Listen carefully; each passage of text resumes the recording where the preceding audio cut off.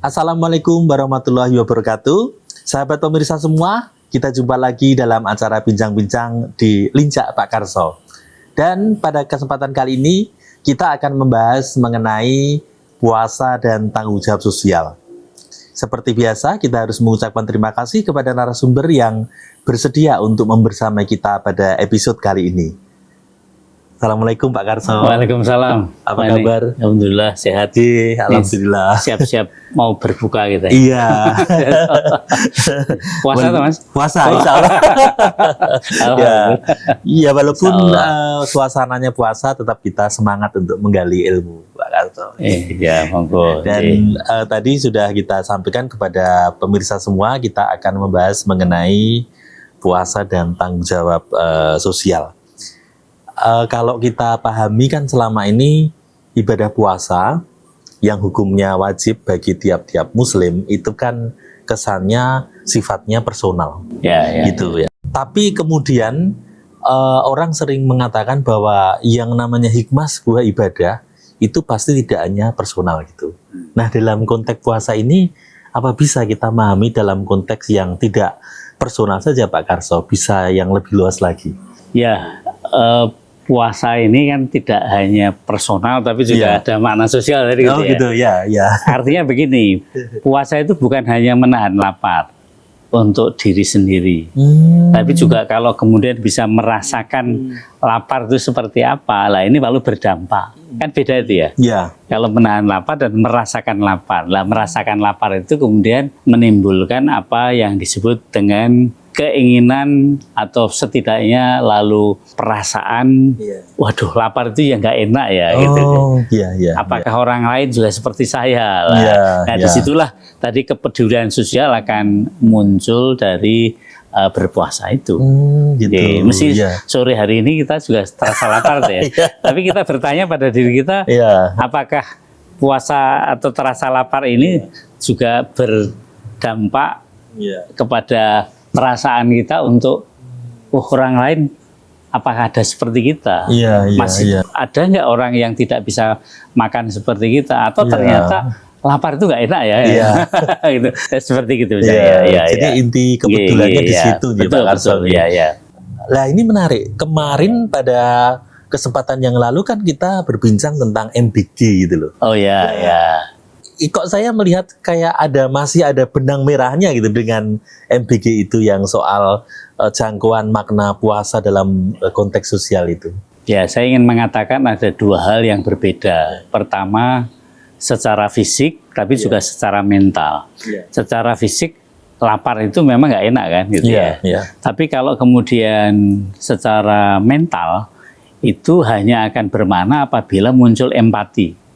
Empati kepada orang lain. Oh ternyata lapar itu nggak enak tadi saya katakan itu kan. Berarti kalau ada orang lain seperti itulah, tahu bagaimana kita mau menolong dan sebagainya. Lah MBG sebenarnya bagian dari tanggung jawab sosial negara kepada masyarakatnya yang memang membutuhkan. Tapi memang selama ini kan tidak hanya untuk orang miskin, tapi semua yang anak-anak sekolah kemudian diberikan seperti itu, walaupun sekarang ini baru bertahap, belum semua sekolah ya seperti itu. Jadi ingin saya katakan bahwa puasa itu bukan hanya menahan lapar, tapi juga merasakan lapar. Kan beda itu Mas ya. Beda. Nah itu tadi Pak Karso yang terkait dengan empati gitu loh. Empati kan berarti menarik hati kita untuk peduli ke orang. Dan itu terutama kan mereka yang berkecukupan lebih itu diharapkan bisa berbagi lah istilahnya gitu loh. Kalau itu seperti apa? Itu tidak saja terkait dengan puasa, tetapi di dalam rangkaian puasa itu nanti akan diakhiri dengan zakat fitrah misalnya.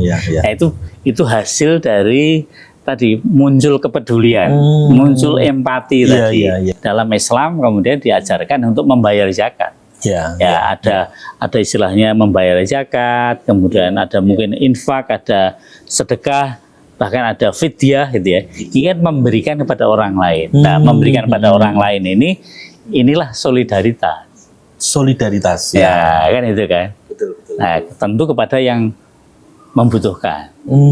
Gitu. Nah, Iya, kalau iya. puasa itu sudah bisa apa istilahnya bisa seperti itu, Iya, iya. ini bisa disebut sebagai instrumen sosial atau bahkan pendidikan sosial untuk peduli kepada sesama. Gitu ya. Tapi kan tentu Ya. dalam orang berbagi misalnya Ya. itu kan juga harus landasannya ibadah ya, tidak atau harus diekspos malah begitu. Gimana Pak Karso mengenai soal itu? Ya betul, bahwa harus berbagi itu adalah kita ini sebagai individu kan sebenarnya juga makhluk sosial ya. Iya, iya. Nah, iya. disitulah sebagai makhluk sosial itu dituntut untuk bagaimana tidak hanya memikirkan diri sendiri, tapi juga memikirkan orang lain. Gitu. Nah, Iya, iya. puasa memberikan pelajaran, Iya. mendidik kita semua, bahkan sering disebut sebagai bulan edukasi, bulan pendidikan ya. Ya pendidikan tadi, pendidikan solidaritas sosial. Iya, iya. Nah, iya. seperti itu Mas Iya, Is. betul, Itu betul. penting ya itu ya. Ya. Jadi kan kemudian diharapkan ketika orang menjalankan ibadah puasa, dia tidak boleh berhenti sebagai ritual yang pasif gitu ya? Atau seperti apa? Kita memahami itu. Ya, betul. Jadi tidak sekedar ritual yang pasif, artinya tidak hanya berlaku untuk diri sendiri. Oh iya, Ya, itu iya, kan. iya, betul. Tapi juga untuk masyarakat, untuk orang lain gitu Iya, ya. iya. Pada diri sendiri juga tidak pasif dalam arti hanya sekedar ritual makan buka atau kemudian sahur, iya. tapi harus punya makna.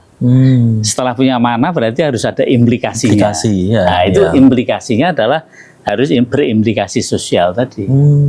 Iya. Nah, jadi kalau semua orang Muslim telah tergerak hatinya, disentuh hatinya, batinnya, kemudian lalu peduli kepada masyarakat di sekitarnya, masyarakat sosial yang lain, maka disitulah nilai puasa mempunyai Iya, nilai iya. solidaritas sosial tadi Mas, seperti Iya, itu.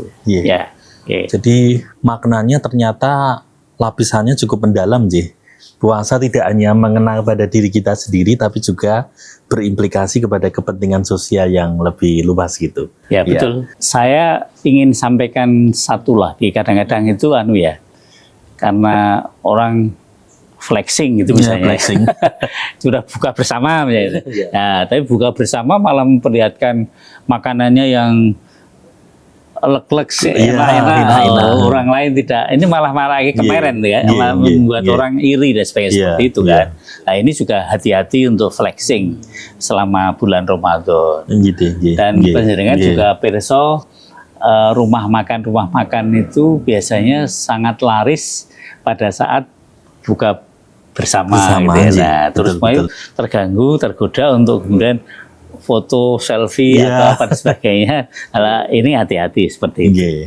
Itu bisa mengurangi kekhidmatan puasa. Iya, iya, baik, Pak. Satu sisi sebenarnya baik dalam arti untuk pertemuan bersama, mengompakkan hubungan Iya. solidaritas dan sebagainya, Iya, tapi juga ingatlah bahwa selain kita sedang bisa berbuka, tapi di tempat yang lain di luar sana itu mungkin ada orang-orang yang membutuhkan, orang-orang yang tidak bisa makan seperti kita. Iya. Itu seperti itu Iya. Mas ya. Iya, Masya Allah. Jadi memang kita perlu memaknainya dengan lebih elegan gitu ya Pak Karso. Betul, ya. Untuk ini, karena ini sudah mau berbuka puasa, Pak Karso ada hal yang mau disampaikan sebagai penutup obrolan kita pada hari ini. Jadi, tadi saya ingin katakan bahwa puasa itu sebenarnya bukan atau tidak saja hanya kita makan ya, kemudian tidak makan. Kan ada makan namanya berbuka, terus kemudian malam hari oke nggak ada masalah, kemudian mulai sahur sampai pada buka lagi tidak hanya itu, tapi pada saat sekitar 8 jam ya mungkin 8 jam berpuasa siang hari itu gunakan kesempatan untuk melakukan refleksi dengan baik, kemudian bisa mendidik diri sendiri supaya peduli sosial tadi. Betul, Ini menjadi penting menurut saya seperti itu. Iya, Jadi disitulah maka Mas Is tadi saya sebut puasa itu bisa menguatkan hati setiap orang ya. Gitu. Menguatkan hati itu adalah hati yang peduli, hati yang ingin membantu orang lain, ingin bersama-sama hidup yang layak, yang baik, yang layak, nah, gitu ya, gitu.